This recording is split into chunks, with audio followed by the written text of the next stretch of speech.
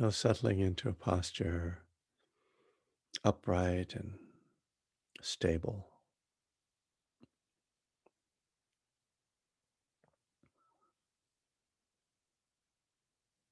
Even the initial moments of closing the eyes and becoming still can shift our perception simply by bringing more awareness of our body and our environment.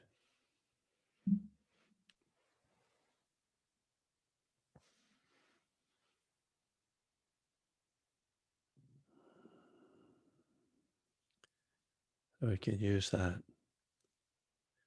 natural shift as a little momentum into bringing attention to the body.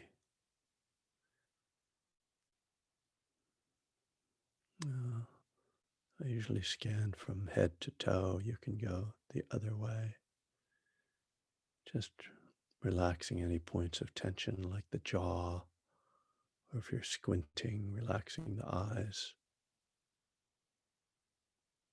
and just feeling the sensations in the face and the head and the scalp.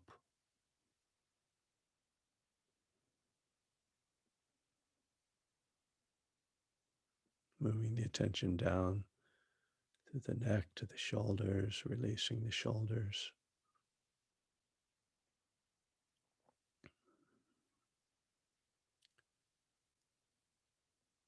letting the arms hang naturally, feeling the sensations in the hands.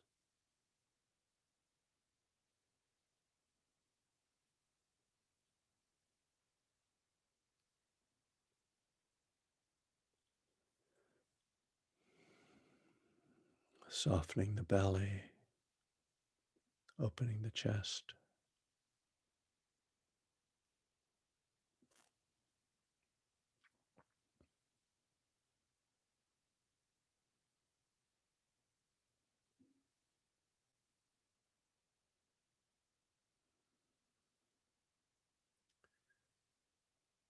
If you can release any tension from the back as well,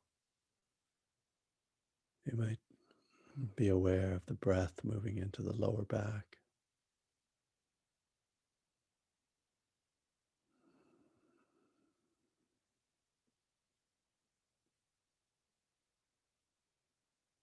And relaxing through the hips and pelvis down through the legs and feet.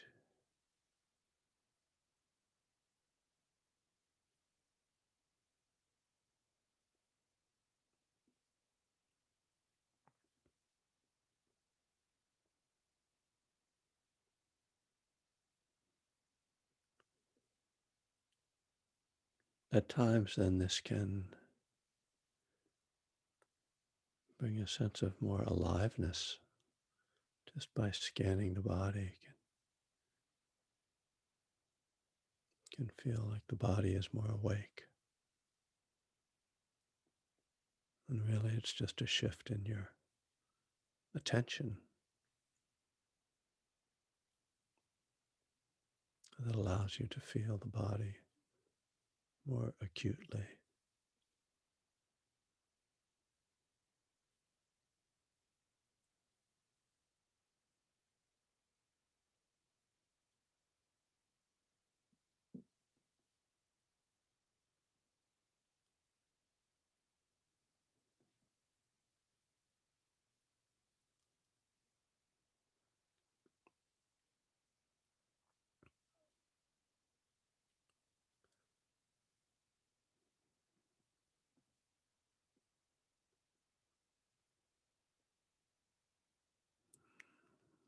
Of course, when we pay attention to the body, it's natural to feel the breath in the body. It's the thing that's most obviously moving.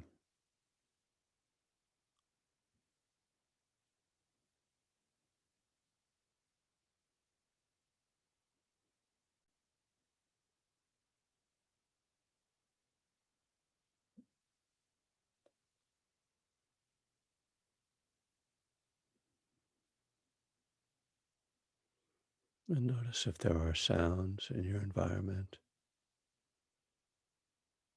or sounds inside your body, inside your ears.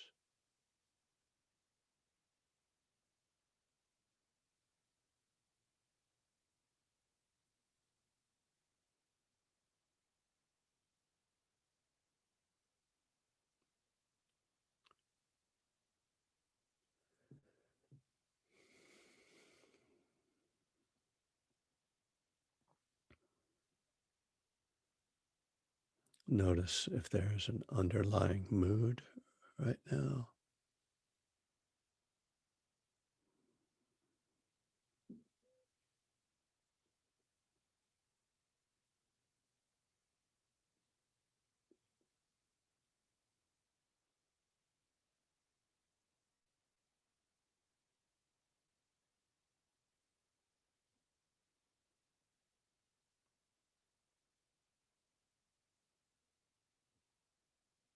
So this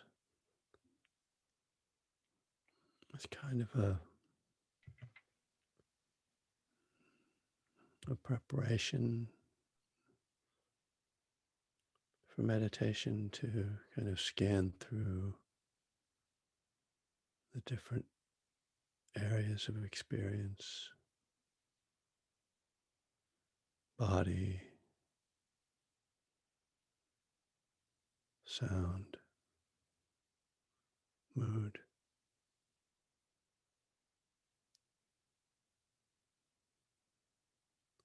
These things are always there.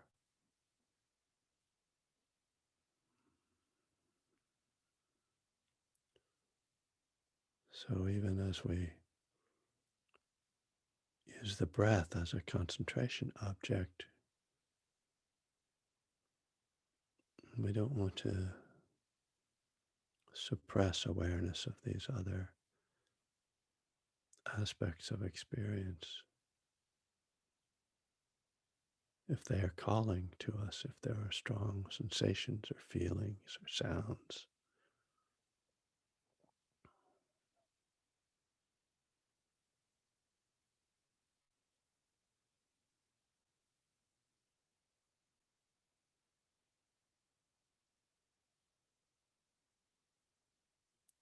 But right now, let's turn the attention to the breath, feeling the sensations of breathing either at the nostrils or the belly.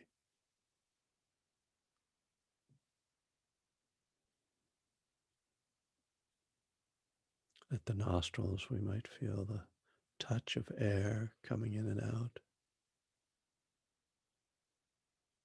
You might feel it on the outside, the tip of the nose, or you might feel it more just inside the nose.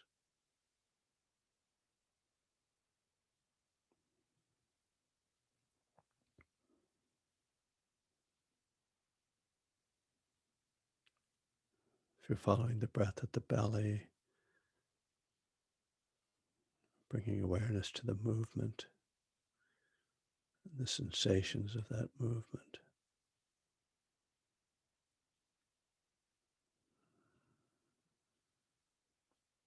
And the belly expands and contracts. How does that feel? The skin touching clothing, perhaps, and the expansion and contraction of muscles, the ribs opening and closing.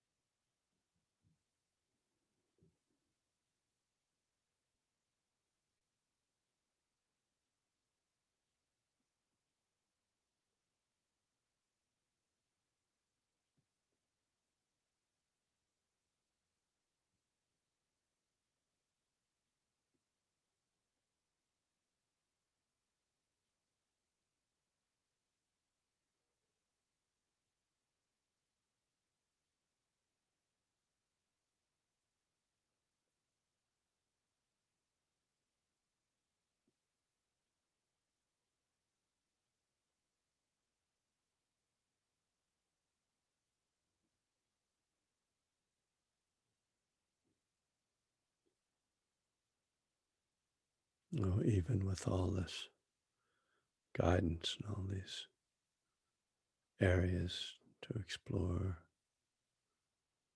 it's easy for the mind to wander,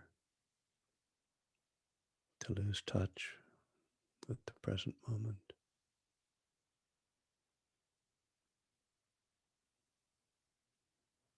So, integrated into this process is the effort to return, to keep coming back to the breath.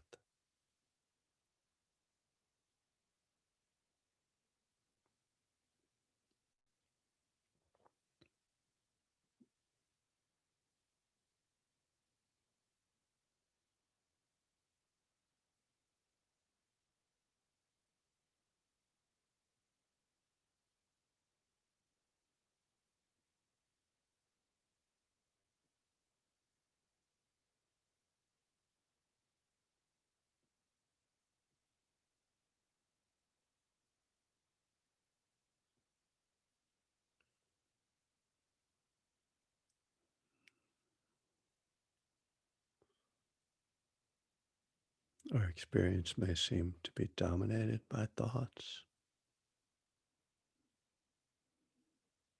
or perhaps thoughts are quieter or more just part of the landscape of experience.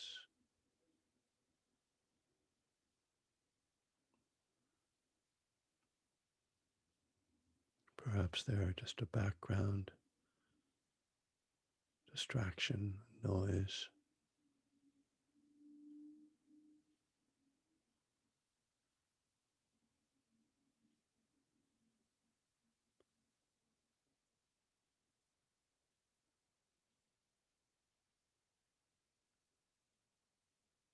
However, they're appearing.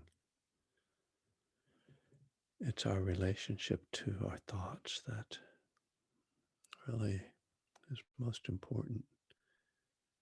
If we are in conflict with thoughts, struggling with them, judging ourselves for having them, then they become more of a problem. If we can allow them to just come and go, to be part of this broader landscape of experience, then they are much less of a problem.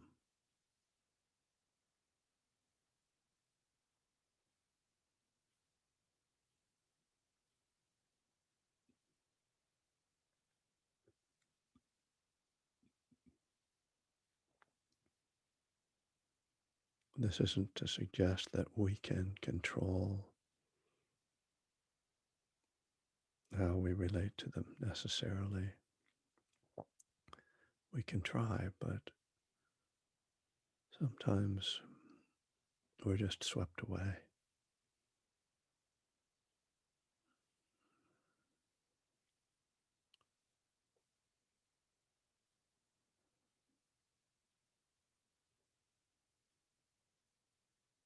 Or we might just notice how we are reacting to thoughts, not even necessarily be able to change that reaction. In all of this, though, there's the need to be kind to ourselves, not to turn meditation into another success, failure, kind of job,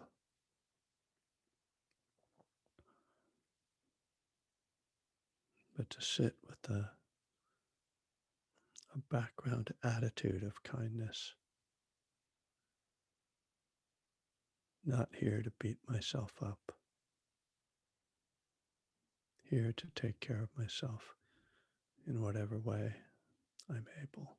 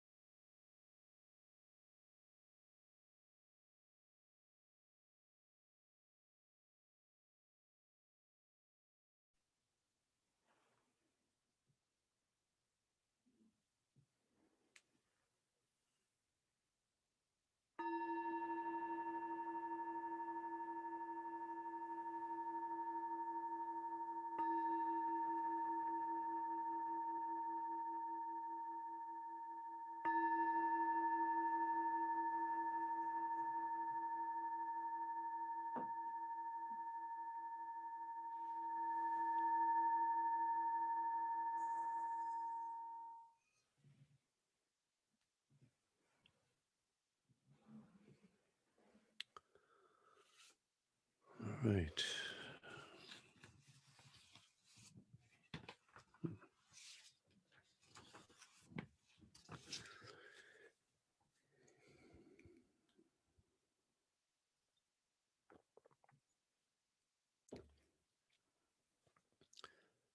So, um,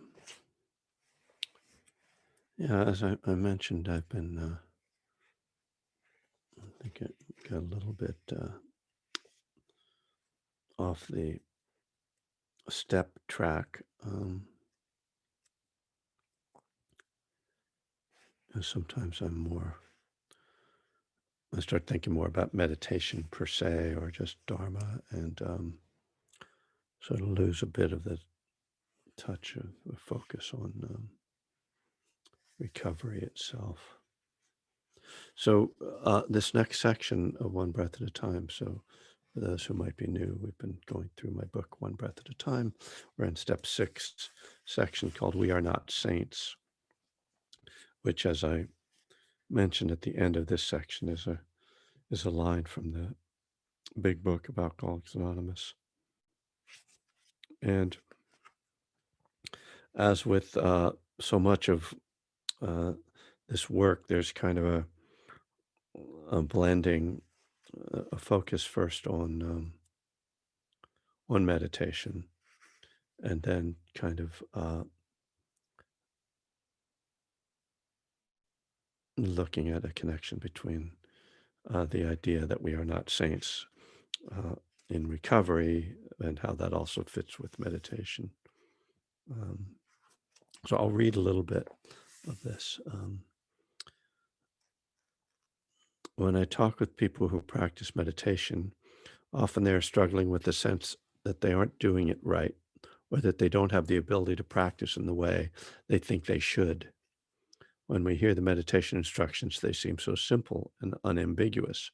Follow the breath, notice thoughts, sounds, emotions, and sensations. Stay attentive moment to moment. But what happens? You spend the time planning this weekend's activities. You try to figure out why your legs hurt and how you could sit more comfortably. You can barely feel the breath, and when you can, it's only for fleeting moments. Where is the mindfulness, the calm, the equanimity that you've heard about? Or perhaps you've been on a retreat or had some powerful moments of peace or joy or loving kindness in your meditation, but now all you're experiencing is restlessness or sleepiness or anger. What are you doing wrong?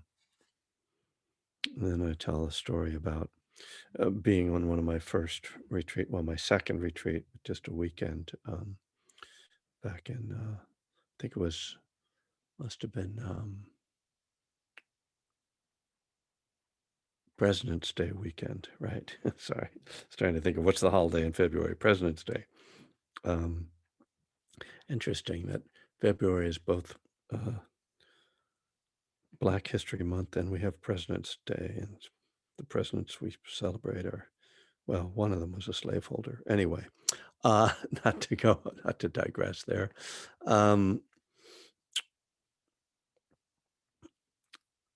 but in sitting and many of you, you probably all had this experience of meditating, and then the teacher in the middle of the sit just tosses in one line.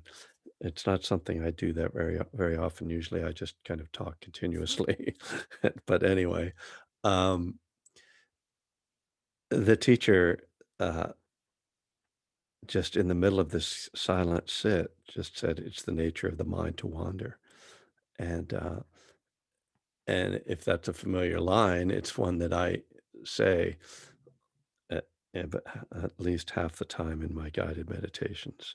It's just one of my standard lines because it made so much impact on me. It's the nature of the mind to wander. Um, that's it's meant to be a relief if we're meditating and we think we're doing it wrong, or it doesn't seem like it's happening the way we think it should. Realize, oh, well, this is natural. That's the mind's nature. Um, it was when I used to sit a great deal with Wes Nisker, and his focus a lot was on, and still is, on kind of nature. He has a book called Buddha's Nature, uh, which is really about the kind of connection between evolutionary biology and mindfulness. And he was the one who really introduced to me this idea that, our minds are thinking all the time as a survival mechanism. It's what makes humans distinct from other mammals and other beings is our capacity to think about the past and the future, uh, and that's how we've protected ourselves, and why humans survived when other mammals were wiped out, oftentimes wiped out by us. I might add, um, a process that's still going on, but that that therefore, when we stop thinking or try to stop thinking, there's this instinctual fear that arises that because our DNA kind of tells us that thinking is what protects us. It's what helps us to survive. And that, so if we stop thinking that our survival is in danger, so naturally, you know, it's hard to stop thinking. It takes a lot of training, and really actually stopping thinking. Uh, have I ever told you about the one time when I stopped thinking? I don't think I've told this story. I was on a month-long retreat, 2009 at Cloud Mountain with Lee Brasington. And I was doing jhana practice, which I was talking about the last time. I woke up in the middle of the night, about 3 o'clock in the morning, and my thoughts had stopped. It was very weird because, you wake up and I was just like aware, and it's hard to, right, to say you're not thinking, but that you remember it and that you were aware of it. But nonetheless, that's what was happening. I was sitting there and it was like just this blank. And I had a thought, but it wasn't like normal thoughts where it's like it's just like just churning up. It was the thought was, "Oh, this is probably just because I just woke up in the middle of the night. It's just like a weird thing, you know, kind of forget about it." Like I just didn't take it very seriously. So I went back to sleep, and when I woke up at the normal time to get up, like 6 in the morning, my mind was still silent. And then I was like, "Oh, this is interesting now." So I got dressed, and it had just snowed a couple of inches outside, which, for somebody who lives in Northern California, that's like a miracle, right? And I got dressed and I just walked outside, and I'm just walking. It's like, and I'm not like doing walking meditation. I'm not doing anything intentional. I'm not trying to be mindful. It's just empty. It's just space. Just like, wow. So then the bell rings. I go to the meditation hall. I sit down. My mind just clicks right back on. Now I'm trying to meditate. Gone. Such a weird thing. And believe me, you know, no, I have no illusions about, oh, I'll get that back. I don't know where it came from. I mean, it was not like, because I've had plenty of times when I'm meditating, it's like, oh, the mind gets quiet or it's spacious. This was different. It was just one of those weird things. And because it happened while I was asleep, right? Like I woke up and obviously it had happened while I was asleep. Like my mind had shut down. Anyway, I'm sorry. That was just a story. Had nothing to do with anything. So, let me read some more here. After the teacher says it's natural for the mind to wander. That's all. That was enough. Something shifted in me at that moment. I went from thinking there was something wrong with me to seeing that my struggle was a natural one, that it wasn't about me, but about mind.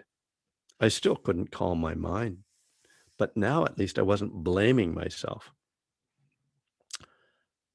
So just to remind you that we're in step 6 here, because like in the middle of this paragraph, I switch back. Uh, So while being, quote, entirely ready is an ideal, it's not one worth berating ourselves over. Why am I not ready? What's wrong with me? So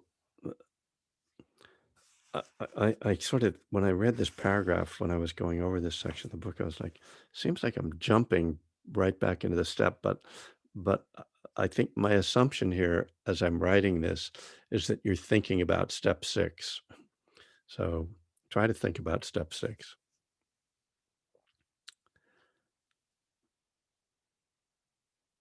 Why am I not ready? So while being entirely ready is an ideal, it's not one worth berating ourselves over. Why am I not ready? What's wrong with me? If we are willing to try, willing to put ourselves in the position of having our quote defects of character removed, that may be enough, or it may be all we can do sometimes. So it has to be enough. The essence of practice is being aware of what is happening right now. But how often do we compare what's happening to some past experience or some ideal of what we think should be happening or wish would happen? This judging is not only painful and unproductive, but is, in fact, another trick of the mind to keep us from being present with what is. To be present with what is, we need to be accepting of the truth of our experience, not fight with it. That doesn't preclude making an effort to deepen our practice. But there's a difference between, for instance, seeing that our concentration is weak and judging ourselves for that weakness. We can use the tools of practice to deepen concentration without stirring up feelings of failure or frustration. In the big book, right after the presentation of the 12 steps, it says, no one among us has been able to maintain anything like perfect adherence to these principles. We are not saints. The point is that we are willing to grow along spiritual lines. Is anyone ever entirely ready to let go? So, yeah, the point of this section really is again to be to use a 12-step concept to look at our meditation experience. We are not saints. It is the nature of the mind to wander. So, this point here too, um, uh, that that this is this judging is not only painful and unproductive, but is in fact another trick of the mind to keep us from being present with what is. This is one of those things to look out for, right? Because it's like kind of a whack-a-mole not it's not like a it's I don't know, it seems like almost like a feedback loop, like it's your mind is just gonna use whatever the judging mind will use whatever it's got against you, you know? Uh, it that, um, you're struggling to get calm and, uh, and then it's not enough that you're just struggling, but now you have to judge yourself for it. So then, if you stop judging yourself, and it's like, "Oh, the mind is just wandering. It's just doing what it does." There's a little part of your mind that's like, yeah, but, watch out. If you get too accepting and just allow it to do, it's just gonna run rampant. It's like, you know, you can't trust yourself, right? And so you really have to be tough on yourself. watch out, you can never trust that mind. It's crafty. It's going to get you. And but who's saying that? Right? Your mind is saying that. You know, it's just another story. So tricky, right? It's so tricky to to when it comes back, as many things do, this question of right effort.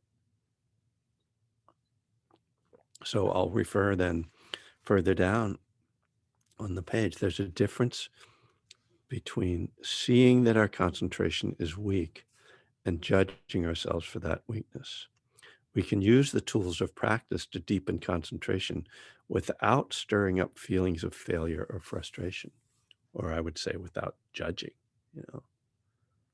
And that's where I think a lot of our mindfulness needs to be applied. So there are these kind of layers of perspective. We have this first layer of perspective, which is I'm going to pay attention to the breath. And then there's another layer, which is what is the attitude that I'm carrying behind that attention? Am I paying attention with a sense of, you better do this or you're going to get in trouble? You know, what's the energy that I'm carrying? So then that means that I have to, okay, I'm trying to pay attention to my breath, but I also have to be aware of this other thing, this energy. How am I approaching that? And then maybe there's a third level, where you're questioning, maybe you're judging yourself for judging. There's a very typical thing, right? Judging the judging. Oh, I'm not supposed to be doing all this judging. Here I am being so hard on myself. What's wrong with me? Why am I so hard on myself?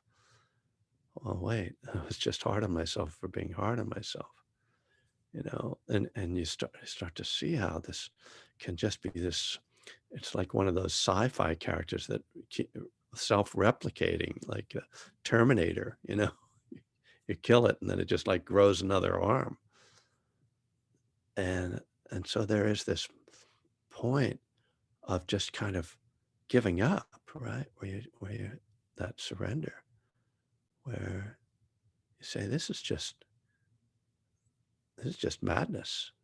This is just an endless cycle. So we kind of start looking again for, well, okay, where does this cycle begin or where does it end? How do I find the shut down valve, um, the override button?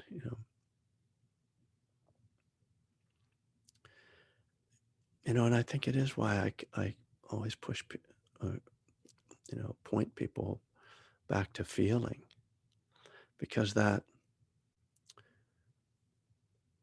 thought that I'm not trying hard enough is actually an expression of a feeling. And here we again can kind of get into the the DNA of it, that survival, that that fear of death, which is what the survival impulse is driven by, right? That fear of death is felt in the body. It manifests as thoughts and actions, but it's very primal, right? It's pre-verbal. So part of our practice can be to get back to this pre-verbal feeling. It can be scary to touch it, to see that sense of that primal fear. And it's uh, very much feels childlike or infantile. Like, you feel that tenderness, that vulnerability of this human who who has this crazy notion, you know, that if they stop thinking, they're going to die. You know, um, you know, uh, Ajahn Amaro would talk about a study he once read where it showed that people were more afraid of public speaking than they were of death, of physical death. And he said his conclusion from that is people are more afraid of ego death than they are of actual physical death. So that's what we're talking about here. That when the mind stops, when thoughts, when I don't know, no, I shouldn't say when the mind stops, because when my mind stopped in that moment at Cloud Mountain, there was no fear. That that was not part of the equation. There wasn't an equation because equations required two things. There weren't two things.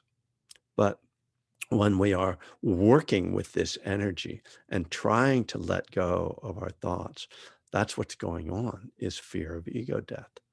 And that's a very powerful primal force in us. So again, this is why, yeah, I work with this level of this of meditation forms of following the breath, or noting things, or being mindful of certain things. But underneath that, when you're really looking at the persistence of the wandering mind, it's to check in with that primal energy and breathe with that and allow that, just let that move through you, because it's an energy, it's not a solid thing. And as you let it flow, then it becomes that practice they call surfing the urge, they call it in the mindfulness based relapse prevention. And I think that I think John Kabat-Zinn might have come up with this image. I'm not sure in which book, but this idea of kind of, rather than like I'm just going to like stop my thoughts or stop the feelings or stop the sensations, that rather there's a sense of kind of riding on them and just being with them. And that, that's very dynamic. It's a very living process. You know, uh, I think we kind of have this hope that our meditation is going to this place where everything will stop, where we'll just be able to like, okay, turn it off, ah, but that's not reality. And so reality demands that we find a different way of engaging, that we learn to be with the coming, going, the rising and falling. And behind that is this wisdom of understanding that what's happening, this wisdom that, oh, everything is changing, everything is in flux. There is this energy, there is this fear, there's this impulse. And and with that wisdom comes acceptance.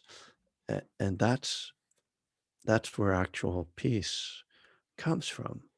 Peace isn't some static thing. It's something dynamic in itself.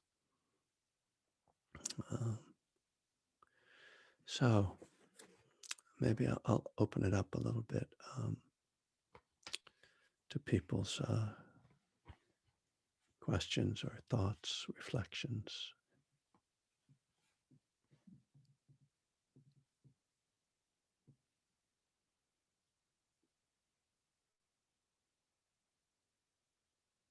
Oh, thanks, Chris, for putting in the step. I know I often forget to actually contextualize. Um, yeah, uh, some of the Say, things I'm Kevin, saying. Yeah. this is Billy up here again. This is the first time I've made one of your Zoom meetings, and but we've met a couple 3 years ago. I was able to make uh, a couple of your weekend retreats, and it's really good to see you again. All right. Where was that? And um, one was at Hazelden in Mm. Minnesota when So you and Bill. with Bill, yeah, Bill Yeah, Alexander, yeah. yeah. I've got his book too, his daily reading book, and the other one was in Madison, Wisconsin, at the Oh, yeah, Shambhala. yeah. and they were both nice. I mean, Yeah, I used to go to places other than my basement. Uh, I yeah, guess me we too. all used to, yeah. Right. Maybe some fine day. I hope to. I would want to. What's on? I guess what they call your bucket list. I want to come to Spirit Rock. Come out there, California. Never been. Um, I'm sitting here. It's been snowing and blowing since last night here in Wisconsin. We got Yeah. another 5 or 6 inches on the ground, Yeah. and yeah, so it kind of slowed me down today, and I'm really glad I made this. Thank you all. Good, Billy. That's nice. Nice to hear from you. Hi, Hey, Kevin, it's Chris. Chris. Hi, Kevin. Hi, everyone. Thank you for the talk on step six this morning. My relationship with step 6 and 7 changed a lot when I discovered meditation and Buddhist principles and whatnot. And originally, the relationship was like the big book talks about. Humbly asked him to remove our shortcomings. And anyway, so and I tried to do that very much. Tried to become entirely ready to have God remove, and then asked God. But I finally gave up. I realized that I didn't truly believe that. I mean, just in my case, I didn't truly believe um, that it was going to work this way. So the idea of taking responsibility myself and being mindful about the things in me that weren't helpful and that I wanted to change was real important. Yeah. And so that I also loved when you mentioned that, the nature of the mind is to wander, because I beat myself up a lot and I asked that question all the time, am I doing this right when in meditation? Because nothing was happening, right? It Yeah. just Yeah. didn't seem to be working. I was screwing something up. And so it's just so nice to get to no, this is the nature of the mind. And the nature of my mind is also, it seems, as you talked about survival, to hog all my attention, right? So I Mm, completely disconnect from what I'm feeling in my body, the sensation in my body, and I just go through life in my head. And it turns out that's not helpful. I'm doing a class in anti-racism right now, and we're using a book, My Grandmother's Hands. yeah. He points out that we've tried for 100 years to heal racism cognitively with our Mm, heads, but he takes more of a trauma approach. mm, Let's look at where we're carrying this in our bodies and deal with that first. And it's just been a wonderful. So I'm doing all this somatic stuff now, and I find out that it's remarkably uncomfortable. So anyway, thank you. well, don't stop there. Talk about what's about the discomfort, Okay. if you don't mind. Okay, I don't mind.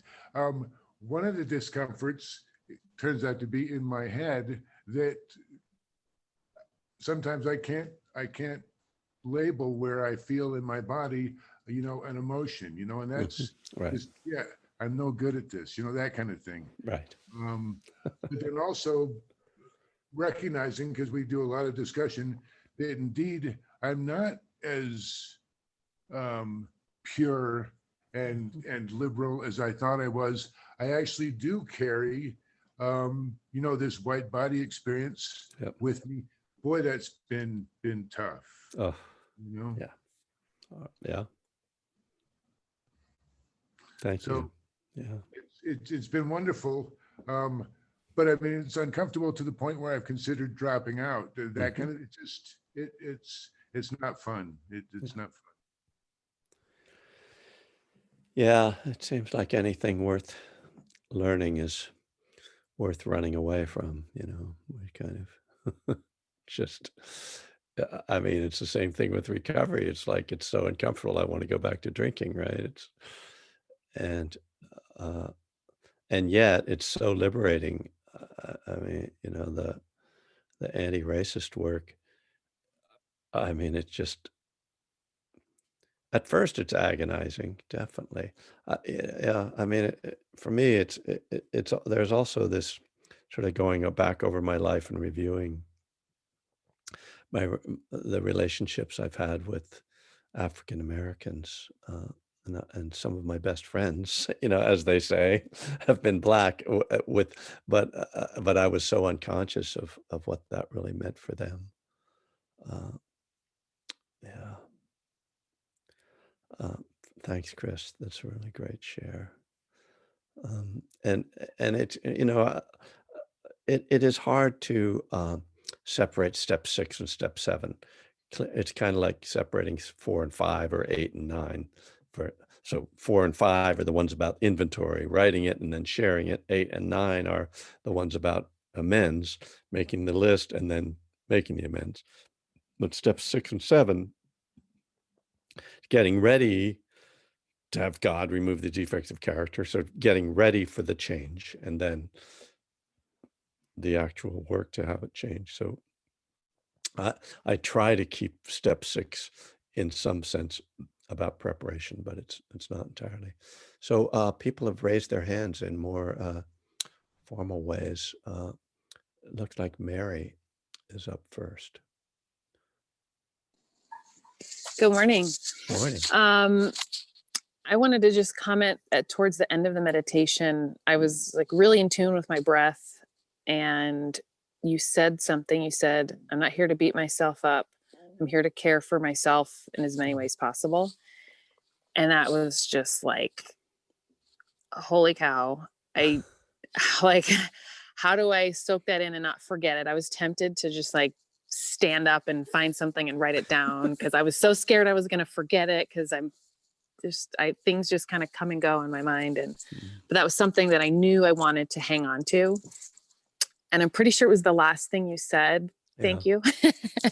And so what I did was I just breathed in, "I'm not here to beat myself up." And then I breathed out, "I'm here to take care of myself in any way possible." Mm, And I did that for the remainder of the meditation. And I just felt so peaceful and just giving myself that mm, permission and just that shift of not beating myself up and just thinking about it after the meditation and how I can really keep that with me and hold it tight and come back to it all day, every day, as I'm yeah. doing so many different types of work for myself and to recover from so many things. So Mm, thanks for saying that. I think you said it just right at yeah. the right time. And I know I'm never forget it. So thank Good. you. Thanks, Mary. That's beautiful. And yeah, I think that we do tend to, especially when we're meditating, because there's that kind of a little more space in our minds, and when something hits us, that's why that phrase that this teacher said, it's the nature of the mind to wander, just really stayed with me, and it's great to have those things, those little mantras that we just just keep as reminders. Very simple, right? It's just and it's sort of, "Oh, yeah, right, of course." But why do I keep forgetting that? So, good, I'm glad. And, just to remind you that this stuff does get recorded and everything, so, uh, if you wanna if you ever forget, you can always go back and listen to it. Um, Angela. Thanks. You have a few minutes. You're okay for time. I can also give my Yeah, let me just look at my schedule for the day. Oh, nothing. Yep, I've got time. Okay. I was gonna just keep it to myself and, send you a note or something, but I thought maybe it could be helpful. So, and I was just talking to someone about that yesterday. But yeah, I mean, thank you. Thank you for the meditation. And I really like this section. Realizing now maybe it's my, the perfectionism in me that, yeah, still just needs a lot of like healing and attention. But yeah, during the meditation and then just, I guess recently, what's been happening, I've been meditating more.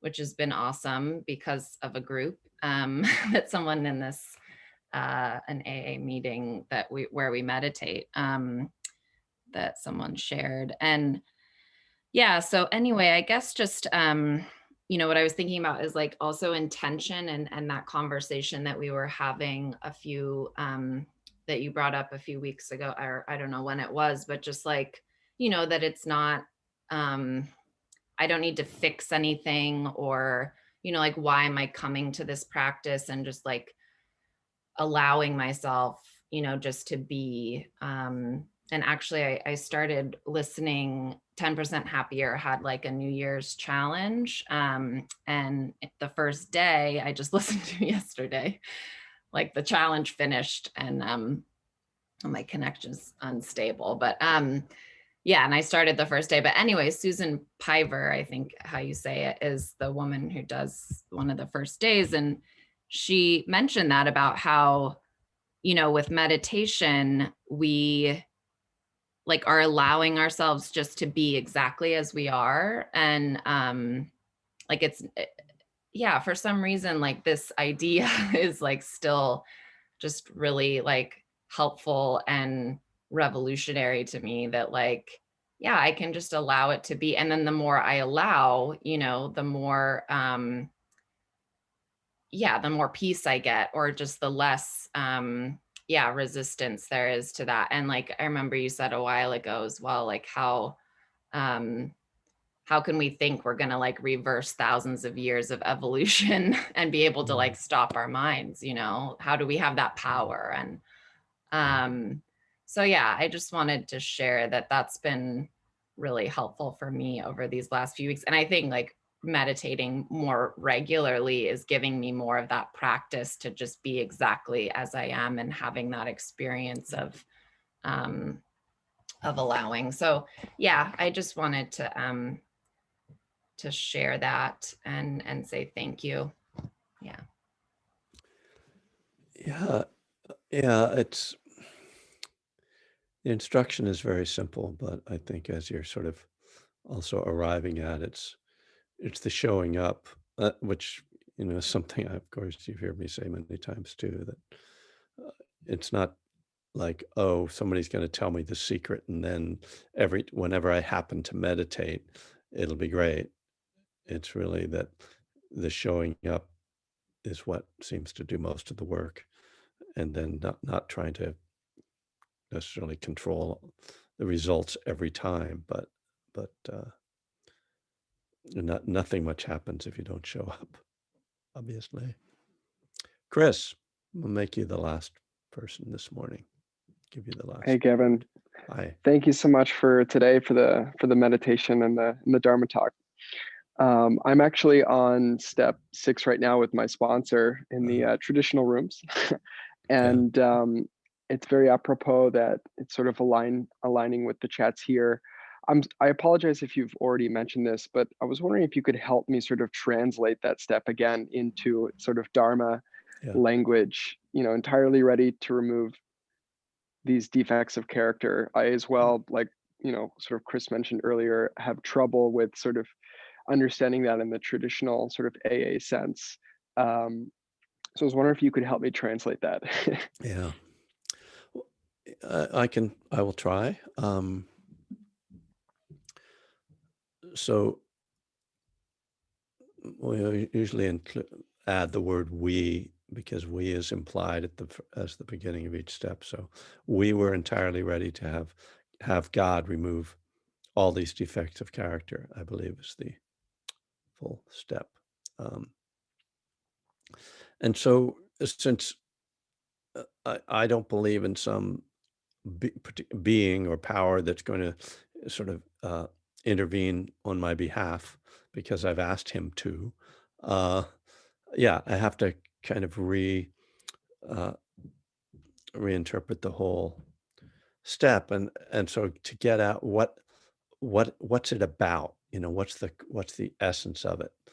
The essence seems to be being prepared, I would say, to let go, because since removing in the 12-step terms, I think, is equivalent in Buddhist terms to letting go, because if we don't assume that someone is going to do it for us, is going to take it out of us, then we have to be the one to remove it.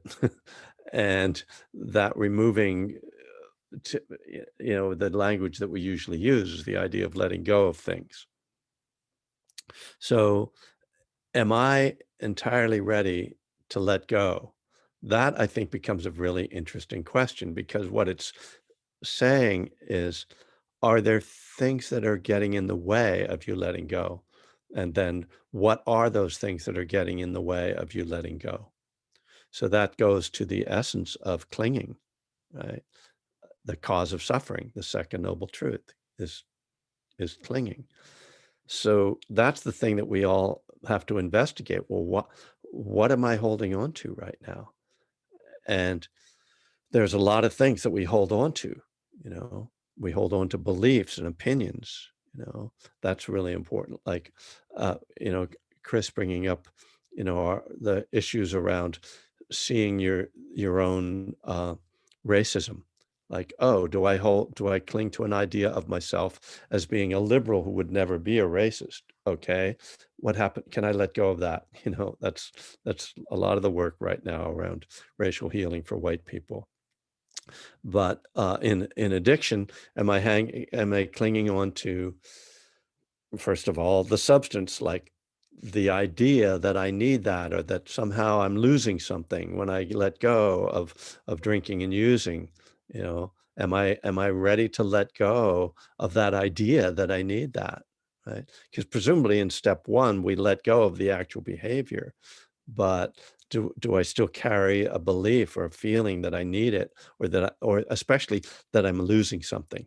And actually in step 7, I was thinking about this quote. There's a that I got from Ajahn Amaro about this, which I'm going to have to, let me see if I don't want to go searching through my book right now, but the idea is that when we truly see what happens when we let go, we see that we're not losing something, we're actually gaining something.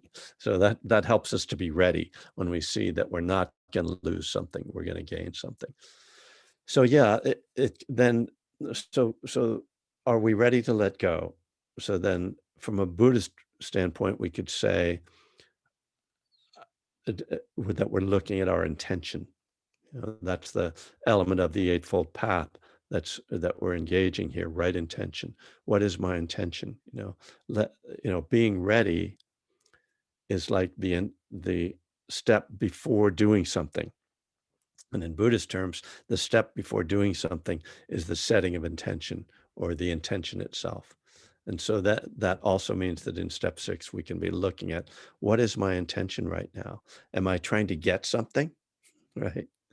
Am I trying to get something from being sober? Am I trying to get something by meditating? Am I trying to get something by being a Buddhist? Well, that's not right intention. Am I acting out of anger, out of resentment, self-hatred? Well, that's not right intention. Right intention is the intention of renunciation, which is letting go, the intention to act with loving kindness, the intention to act with compassion. So step 6 is a place where we investigate those elements as well. We investigate our intention. Thank you for that. That makes a heck of a lot more sense to me than than the original text. That is my goal, is to make sense of the 12 steps for the 21st century. Amazing. All right, Thank you you. guys. Yeah. So yeah, we'll continue on. One of my favorite parts of this book is the last section of step 6. I don't know if we're going to be, I think we might have, do we have one more section before that? Yeah, we have to do who you're calling defective. That's the next section. And then the last section is feeling feelings 3. And that's one of my favorite little sections there. And then we'll be on to step 7. So this Friday, we'll be on this Zoom link at 7 p.m. Pacific time. That will be what time? 9 o'clock Central, 10 o'clock Eastern. In Hawaii, that'll be 4 p.m. In Ireland, that should be, ooh, it's going to be in the middle of the night. You want to, not good for Ireland. But in Australia, it'll be a good time. It'll be like late morning in Australia. So anyway, if you are prone to posting on social media about books that you like, please post about my daily reflections, and so that I can retire soon. But not from this. Don't worry. I won't abandon you. All right, you guys. Peace. Thank you, Kevin. Thanks. Thanks, Kevin.